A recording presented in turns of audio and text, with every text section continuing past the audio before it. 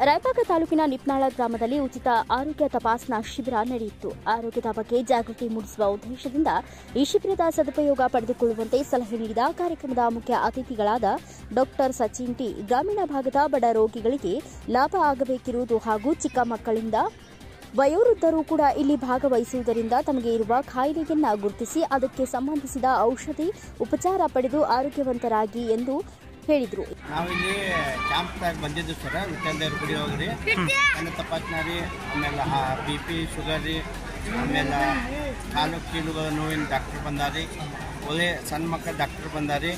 ಇದು ಉಚಿತ ಶಿಬಿರ ಐತ್ರಿ. ಇಲ್ಲಿ ಬಂದು ತೋರಿಸ್ಕೊಂಡ್ಲಿಕ್ಕೆ ಒಳ್ಳೆಯದಾಗ್ಯಾವ್ರಿ. ಮತ್ತು ಹೆಚ್ಚು ಅವ್ರು ನಮ್ಗೆ ಫ್ರೀಯಾಗಿ ಔಷಧ ಗುಳಿಗೆ ಎಲ್ಲ ಕೊಟ್ಟಾರಿ. ಆಮೇಲೆ ಶುಗರ ಇದನ್ನೆಲ್ಲ ಚೆಕ್ ಮಾಡ್ಯಾರಿ. ಬಡವರಿಗೆ ಅನುಕೂಲ ಆಗೈತೆ ರೀ. ಆಮೇಲೆ ಸಚಿನ್ ಡಾಕ್ಟ್ರು ಹೃದಯ ಮೂಲಿಗೆ ಡಾಕ್ಟ್ರು ಬಂದು ಆಮೇಲೆ ಎಲ್ಲ ತೋರಿಸಿದ್ಕೆ ಅವ್ರಿಗೆ ನಾವು ತುಂಬ ಹೃದಯದ ಅಭಿನಂದನೆಗಳು ರೀ. ಉಚಿತ ಕ್ಯಾಂಪ್ ಮಾಡಿದ್ದಕ್ಕಾಗಿ ಎಲ್ಲ ಡಾಕ್ಟ್ರುಗಳಿಗೂ ಹಾಗೂ ಗ್ರಾಮದ ಡಾಕ್ಟ್ರುಗಳಿಗೂ ನಮ್ಮ ಅಭಿನಂದನೆಗಳು. ನಿಮ್ಮ ಹೆಸರು?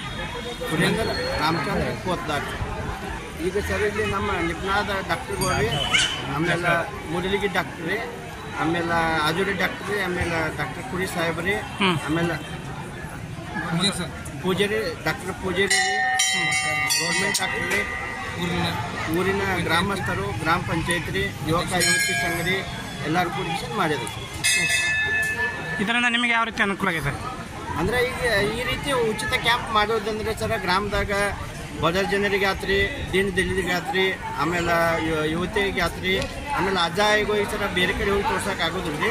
ಇದೇ ಗ್ರಾಮದಾಗ ಉಚಿತ ಕ್ಯಾಂಪ್ ಮಾಡಿಸಿದಾಗ ಅವ್ರಿಗೆ ಒಳ್ಳೇದಾಗಿತ್ತು ರೀ. ಈಗ ಕಾಲ ಕೈ ನೋದವ್ರಿಗೆ ಇವ್ರಿಗೆ ರೀ ಎಲ್ಲ ಕಣ್ಣು ನೋಡಿ ಕಣ್ಣು ಪರಿ ಬಂದಾಗ ತೋರಿಸೋದ್ರಿ. ಆಮೇಲೆ ಉಚಿತ ಇದ್ದಾಗ ಎಲ್ಲರಿಗೂ ಒಳ್ಳೆಯದಾಗಿತ್ತು ಸರ. ನಾವು ಗೈರ್ಬಾಗ್ ಯುವಕ ಸಂಘ ನಿಪ್ನಾಳ ಅಧ್ಯಕ್ಷರ ಈ ಕ್ಯಾಂಪ್ ಉಚಿತವಾಗಿ ಮಾಡಿದ್ದಕ್ಕೆ ಅವರಿಗೆ ತುಂಬ ಹೃದಯದ ಧನ್ಯವಾದ.